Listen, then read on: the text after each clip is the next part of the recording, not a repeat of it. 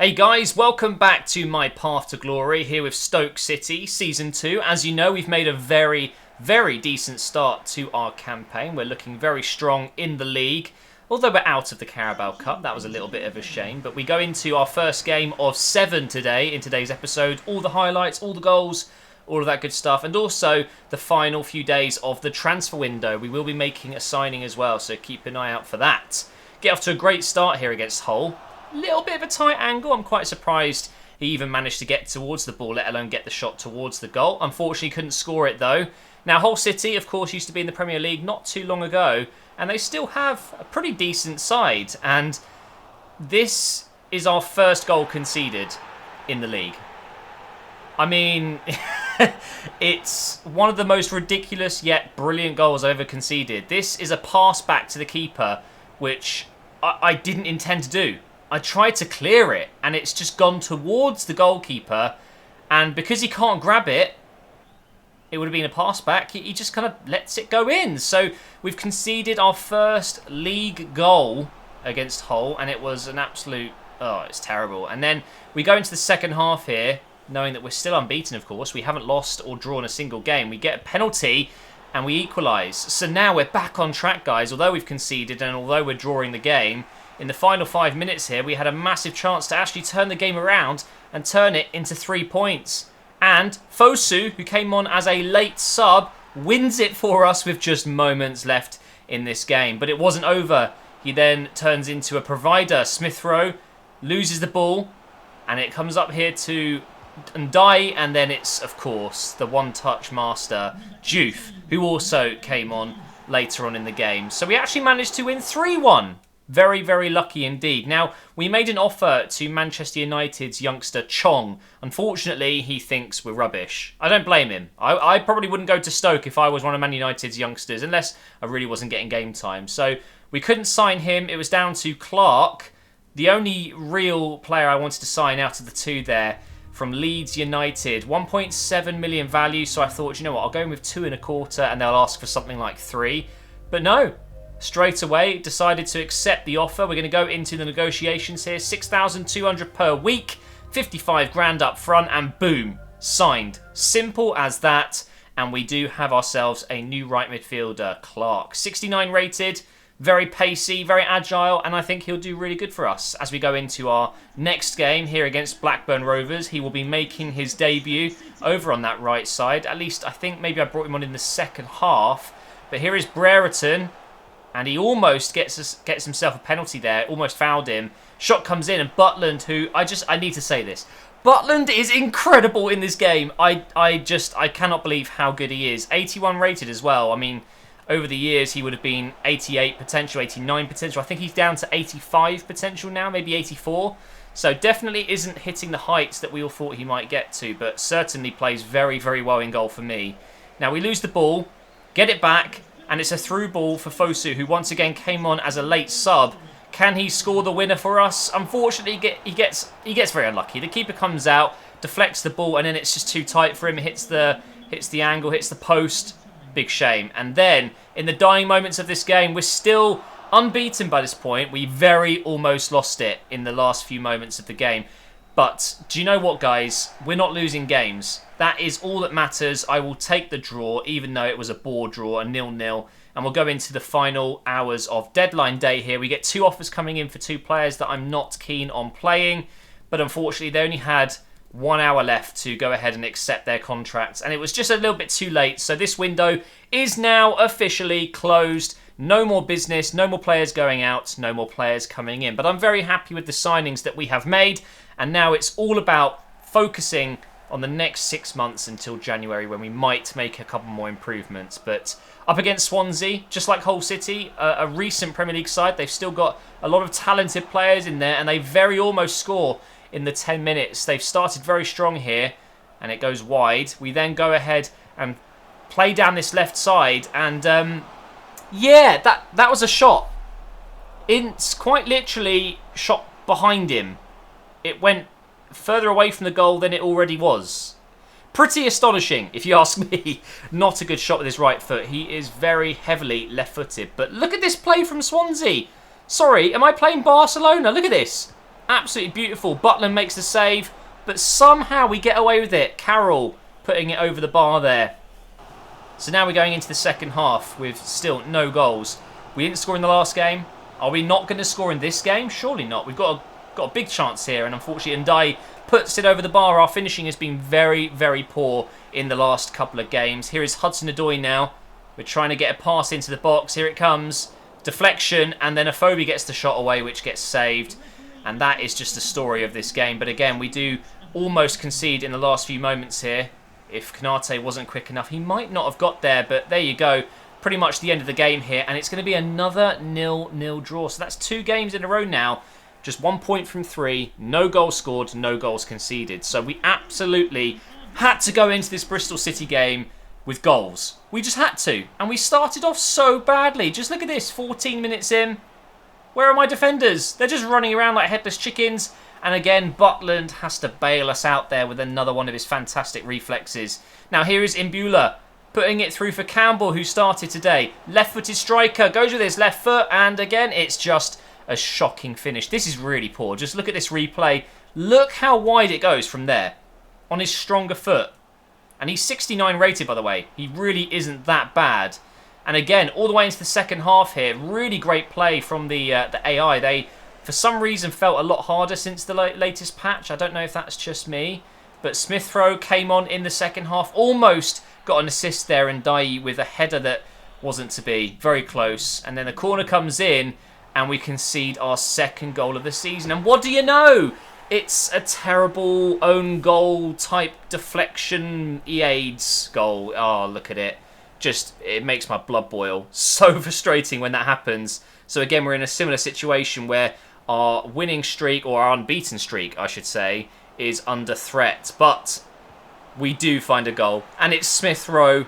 I love him. I actually prefer him to Hudson-Odoi at this point. And that is not coming from me as an Arsenal fan perspective, just because I really like Smith Rowe in this game. He feels super good on the ball. Hudson-Odoi is very quick, obviously. He's a bit more agile and probably would score more goals for me. But there's something about Emile Smith Rowe. He gets himself in better positions than Hudson-Odoi, and that is a prime example of that.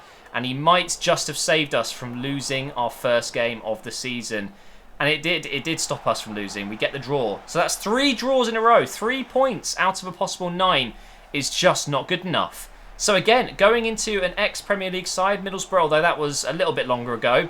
Off to a great start here, 25 minutes in, very close to scoring with Fosu, who started this one. I actually changed up the squad a little bit for this match because we had played so many games within a few days. It's so difficult to rotate the squad enough in a league with this many this many teams and this many games. It's pretty mental. Now we give away a free kick on the edge of the box, and I had a bad feeling about this one.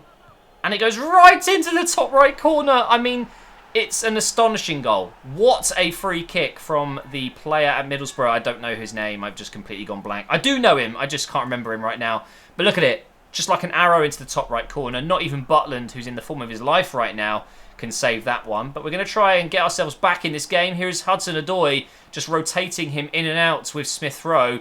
Does a lovely little Berber spin there to get inside the box and gets taken out by a defender.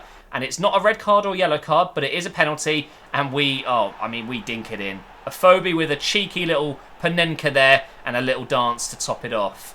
Yes, it's a terrible dance, but I had to do it. Okay, it looks cool when you're winning games, but we weren't winning at all.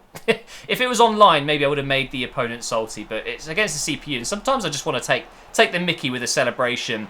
But we did have our brand new signing playing in this game, Clark, and he gets himself his first goal.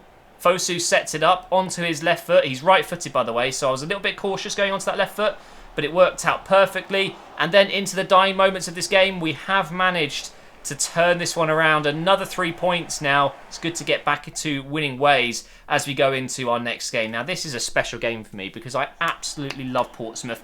One of my favourite all-time career modes was with Portsmouth, a really good road to glory. And they're struggling, by the way. We're in second place, 2 points behind Wolves. They look to be our main rivals, but every time I play against Portsmouth, I just get that nostalgic feeling. You know, I absolutely loved that series. Iheanacho up top, you know. It was just Oh, it was so good. And St. Maximin on the left. And I've just got nothing but good memories of that career mode. But of course, feelings aside, we had to win this game. And we get a penalty. Yet another penalty. We're going to take it with Campbell. And he puts it over the bar. I mean, this is Sergio Ramos-esque. Have a look at this. It's going to land on the moon at some point later on today. Absolutely terrible penalty. But will he make up for it in this game? Well, Imbula picks him out here. He's just onside. He held his run perfectly. And there you have it.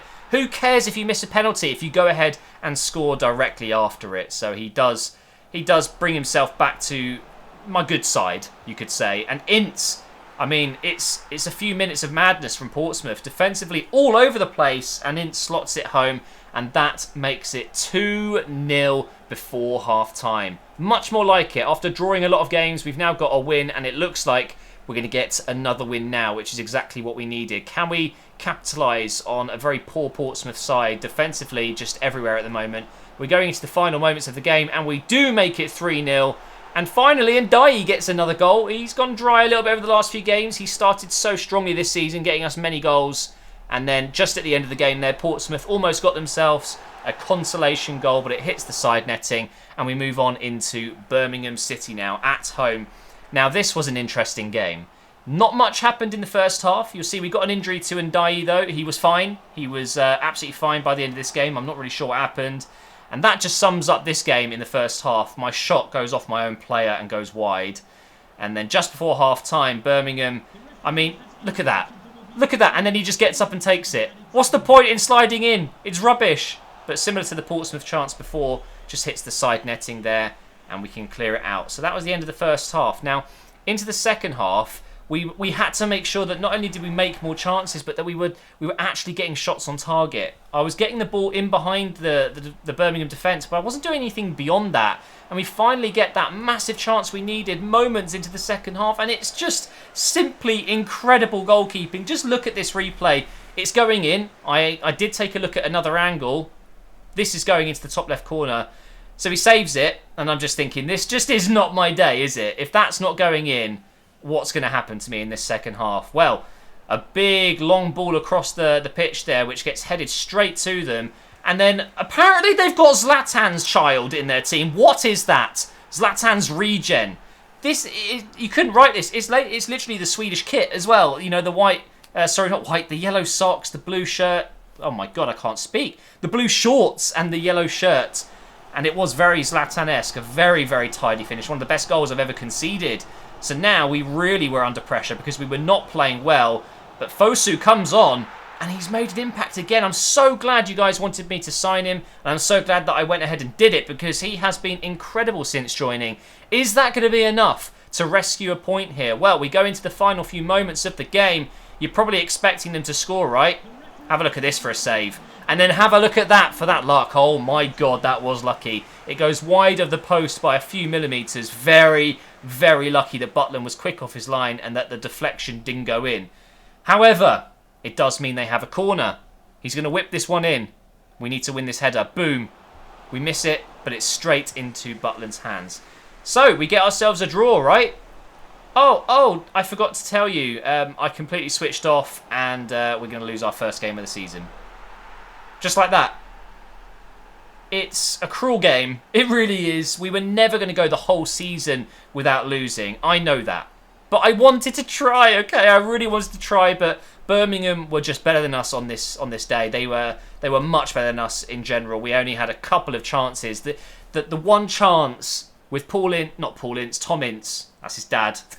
Tom Ince, where he's just had it saved from pure brilliance from the keeper. If that shot goes in, it's a completely different game. But looking at the table after that result, we are 3 points behind Wolves, but we are a couple of points above fourth place, which is a good thing. It's Aston Villa and Norwich right behind us, and Birmingham needed that win to stay with us. So it started off really well this season. It went through a bit of a dry patch. We kind of came good again, and now we've come crashing down, and that is our first loss. And Wolves, by the way, have not lost a game, so I cannot wait to play them. That is going to be the end of this episode, guys. I hope you've enjoyed it. Make sure you leave a like rating, make sure you subscribe, and I will see you in the next video very soon.